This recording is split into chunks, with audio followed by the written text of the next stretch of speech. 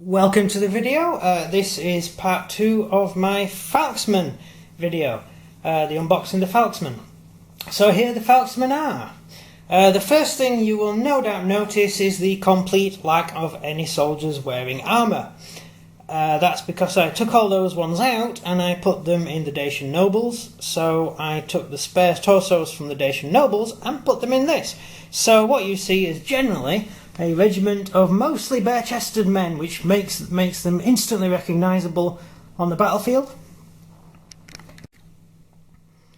And you may also notice that there is a general blue and green theme.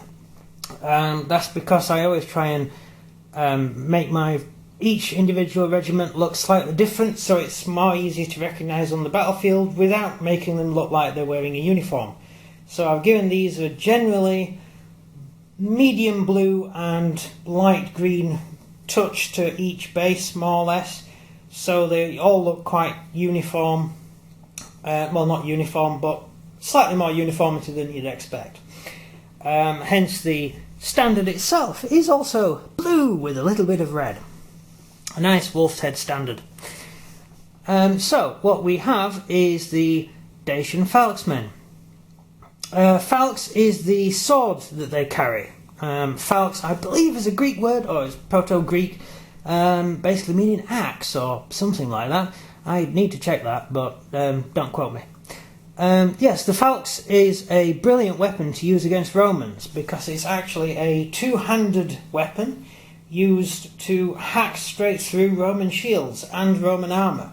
The Falx was made out of steel, mostly bought from the Romans, believe it or not, which meant it could penetrate steel armour, which is what the Romans wore. During the war, the Romans had to seriously up-armour their troops when fighting the Dacians. There are some smaller Falxes. There's Falx hand weapons. These here you can see. I've since found out that the short hand weapons were used to... basically guys would run out in front of the army and have one of these in each hand and use them to drag down a Roman shield.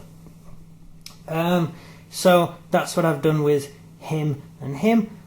Doesn't really matter for the game, but you get the idea of what the weapon's used for. Basically, the Falx is a completely anti-Roman weapon, or at least an anti-enemy infantry weapon. You may also notice that I haven't actually used many shields in this lot. I've only used a handful of shields on a few stands because some guys may have picked a shield up, maybe it's his grandfather's, don't know. But most of these guys are carrying two-handed weapons, so there's no real reason for them to have a shield. A few do have shields, family heirloom, stole it. Just to give it a nice, irregular feel and to make it look more like these guys just turned up to battle carrying whatever they had. As to how easy they are to put together, the figures stick together really well, as you can expect. The lead torsos go on top of the plastic legs quite easily. All the guys with little cloaks are the lead ones. This guy's an actual lead figure, and so is that guy.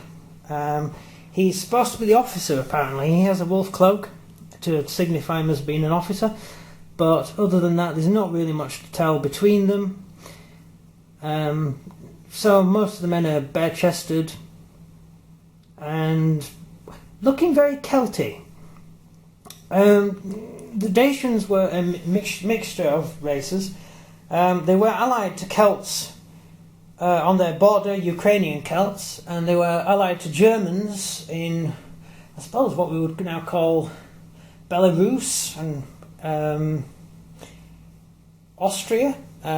So they were allied to the Germans there, and there was also a lot of mixing of races in the area, and there were also a lot of people coming up from the south, so there was quite a mixture.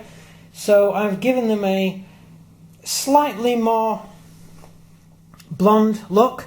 There's slightly more blonde figures than brown-haired figures and red-haired figures. The Dacian nobles have done more brown and red heads, whereas with these guys they're slightly more blonde, because I kind of figure these will be the sort of chaps who would like charging into battle with a shirt off, so they're more Celtic than the Germans, and it may not be entirely historically accurate, or it may be, I'm not sure, but I just think it looks the part. I just think they look good that way.